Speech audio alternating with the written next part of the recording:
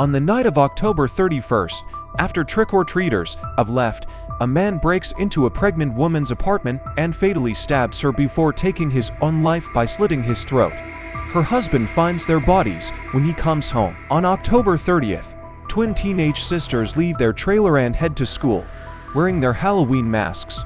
After recently moving to town with her husband Robert, Ella block meets with Principal Dale before beginning her teaching job at the school the next week. Ella returns home to Robert, who later goes out to buy Halloween decorations. Ella's eccentric neighbor, Mrs. Decker, introduces herself and warns Ella that their neighbor Samuel is a registered sex offender. The twin sisters are sent to Principal Dale's office for refusing to take off their masks.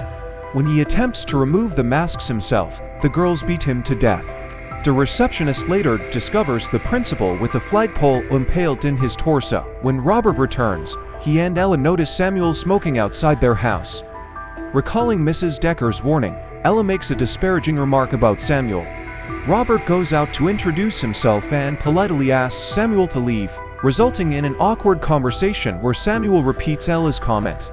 Robert then cautions Ella to watch what she says, leading to a minor argument between them. As Halloween night approaches, the masked sisters break into another woman's trailer. They steal her handgun, beat her with a garden gnome, and then shoot her. Next, the sisters break into Samuel's house. They brutally torture him and leave him for dead. Robert leaves Ella home alone to work his night shift at the hospital, where he meets his coworker Macy. The sisters break into Mrs. Decker's house and murder her. The twins arrive at Ella's door. Despite her attempts to send them away, the girls sneak in, disable Ella's phone, and start tormenting her, chasing her throughout the house. They persist in torturing Ella until she finally collapses. Samuel activates his life alert and is quickly rushed to the ER. Robert, recognizing Samuel and feeling sudden panic, attempts to call Ella. He confides in Macy about the struggles he and Ella have faced since the death of their infant daughter, Melissa. Macy advises Robert to go home to his wife. Robert returns home, where the sisters murder him by carving his torso into a jack-o'-lantern. Ella, in despair upon finding her mutilated husband, resigns herself to her fate and urges the girls to kill her. Surprisingly, the twins drop their knives and begin to leave. Seizing an opportunity, Ella grabs one of the knives and kills both girls. She then removes their masks and staggers outside into the sunlight, collapsing on the lawn in tears. On October 31st, Sandy and Mandy engage in a mischievous game with their friend Cot, regaling her with a chilling tale set in Cot's very apartment from 15 years ago.